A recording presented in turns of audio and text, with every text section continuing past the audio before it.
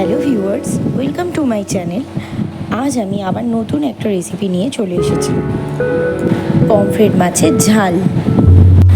মাছগুলোকে ভালো করে কেটে ধুয়ে পরিষ্কার করে নিয়েছি, তারপরে তার মধ্যে নুন আর হলুদ মাখিয়ে রেখে দিয়েছি।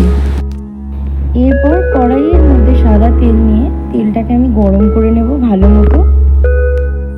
তারপরে মাছগুলিকে একে একে আমি ভেজে নেব। মাছগুলোকে দু পিঠ ভালো করে ভেজে নিয়ে এখন আমি একটা বাটির মধ্যে তুলে রাখলাম।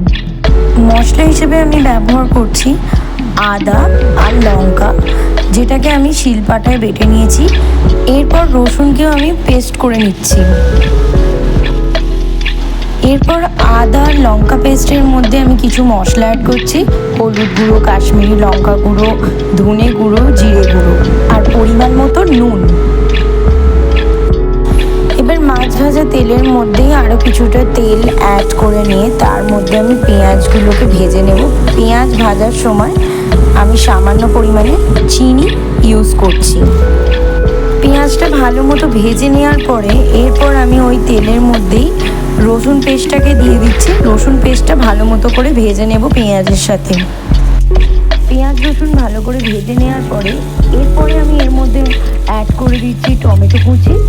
তারপরে বাকি মশলাগুলোও আমি অ্যাড করে নিচ্ছি। এখন সব মশলাগুলো আমি মিশিয়ে ভালো মতো করে কষিয়ে নেব যতক্ষণ না পর্যন্ত তেল ছাড়ছে। তারপর মশলা থেকে তেল ছেড়ে দিলে আমি এর মধ্যে অ্যাড করে দিচ্ছি জল। 2-3 মিনিট ভালো মতো ফুটে এলে তারপরে আমি তার মধ্যে অ্যাড করে দেবো মাছের পিসগুলো। মাছের পিসগুলো দেওয়ার পরেও আমি কিছুক্ষণ মাছের ঝোলটাকে ভালো করে ফুটিয়ে নেব। প্রয়োজন মতো জল আমি ফুটিয়ে মেরে নেব। এই তো এখন পুরো রেডি হয়ে গেছে পমফ্রেট মাছের ঝাল।